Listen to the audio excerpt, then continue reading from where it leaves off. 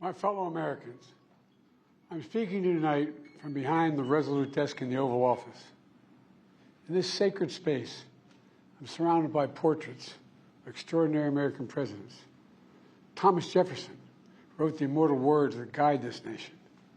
George Washington, who showed us presidents are not kings. Abraham Lincoln, who implored us to reject malice. Franklin Roosevelt, who inspired us to reject fear. I revere this office, but I love my country more. It's been the honor of my life to serve as your president. But in the defense of democracy, which is at stake, I think is more important than any title. I draw strength and I find joy in working for the American people. But this sacred task of perfecting our union is not about me. It's about you, your families, your futures. It's about we, the people. We can never forget that. And I never have. I've made it clear that I believe America is at an inflection point. One of those rare moments in history when the decisions we make now will determine our fate of our nation and the world for decades to come. America's going to have to choose between moving forward or backward, between hope and hate, between unity and division. We have to decide, do we still believe in honesty, decency, respect, freedom, justice, and democracy? In this moment, we can see those we disagree with not as enemies, but as fellow Americans. Can we do that? Does character in public life still matter? I believe I know the answer to these questions because I know you, the American people. And I know this: we are a great nation because we are good people. When you elected me to this office, I promised to always level with you, to tell you the truth. And the truth, the sacred cause of this country, is larger than any one of us.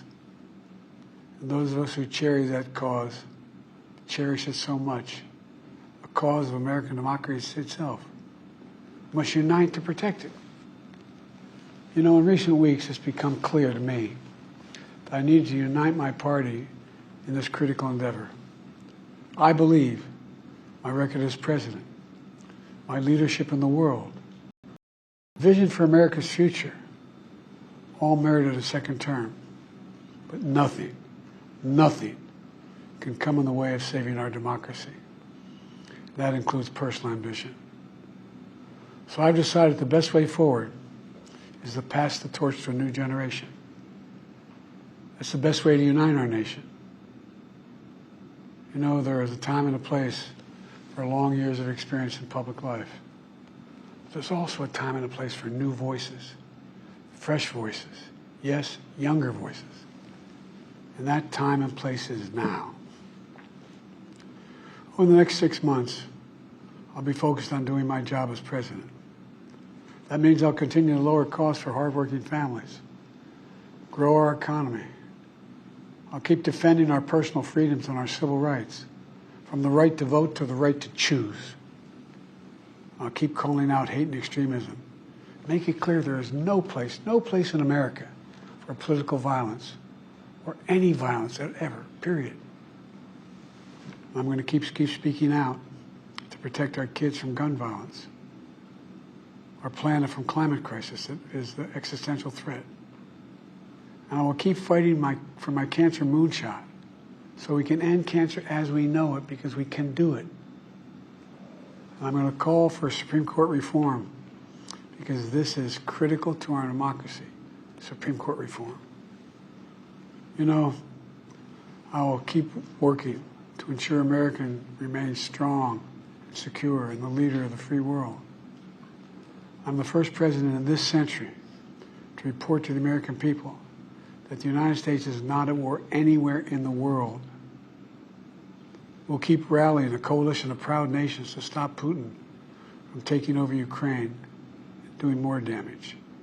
We'll keep NATO stronger, and I'll make it more powerful and more united than any time in all of our history.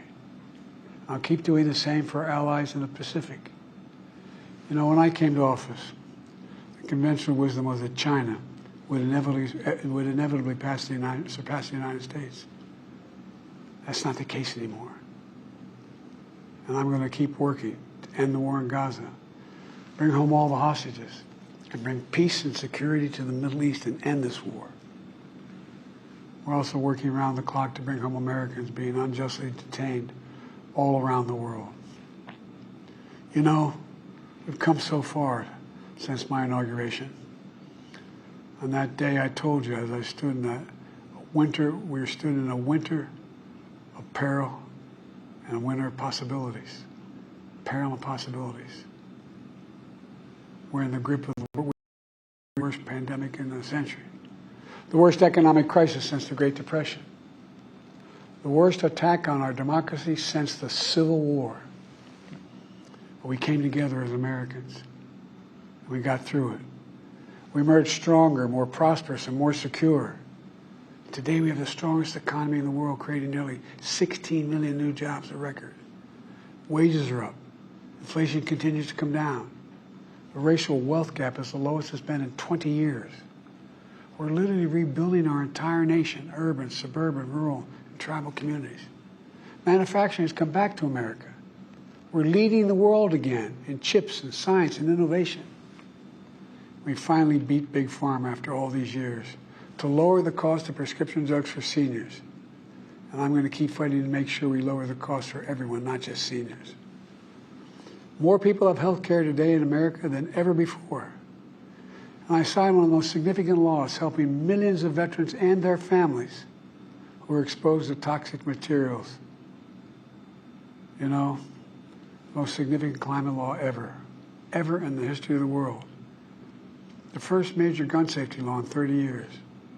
And today, the violent crime rate is at a 50-year low. We're also securing our border. Border crossings are lower today than when the previous administration left office. I've kept my commitment to appoint the first black woman to the Supreme Court of the United States of America. I also kept my commitment to have an administration that looks like America and be a president for all Americans. That's what I've done. I ran for president 4 years ago because I believed and still do that the soul of America was at stake. The very nature of who we are was at stake. And that's still the case. America's an idea. An idea stronger than any army, bigger than any ocean, more powerful than any dictator or tyrant. It's the most powerful idea in the history of the world.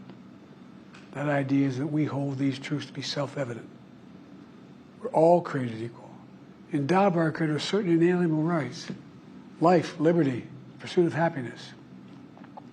We've never fully lived up to it, to this sacred idea, but we've never walked away from it either. And I do not believe the American people will walk away from it now. In just a few months, the American people will choose the course of America's future. I made my choice. I've made my views known. I would like to thank our great Vice President Kamala Harris. She's experienced, she's tough, she's capable. She's been an incredible partner to me and a leader for our country. Now the choice is up to you, the American people. When you make that choice, remember the words of Benjamin Franklin hanging on my wall here in the Oval Office, alongside the busts of Dr. King and Rosa Parks and Cesar Chavez. When Ben Franklin was asked, as he emerged from the convention going on, whether the founders have given America a monarchy or republic, Franklin's response was, a republic, if you can keep it. A republic, if you can keep it. Whether we keep our republic is now in your hands. My fellow Americans, it's been the privilege of my life to serve this nation for over 50 years. Nowhere else on earth could a kid with a stutter, from modest beginnings in Scranton, Pennsylvania, and Claymont, Delaware, one day sit behind the resolute desk in the Oval Office as President of the United States. But here I am. That's what's so special about America. We're a nation of promise and possibilities, of dreamers and doers, of ordinary Americans doing extraordinary things. I've given my heart and my soul to our nation, like so many others. I've been blessed a million times in return with the love and support of the American people. I hope you have some idea how grateful I am to all of you. The great thing about America is here, kings and dictators do not rule, the people do. History is in your hands. The power is in your hands. The idea of America lies in your hands. We just have to keep faith, keep the faith, and remember who we are. We're the United States of America, and there's simply nothing beyond our capacity when we do it together. So let's act together, preserve our democracy. God bless you all, and may God protect our troops. Thank you.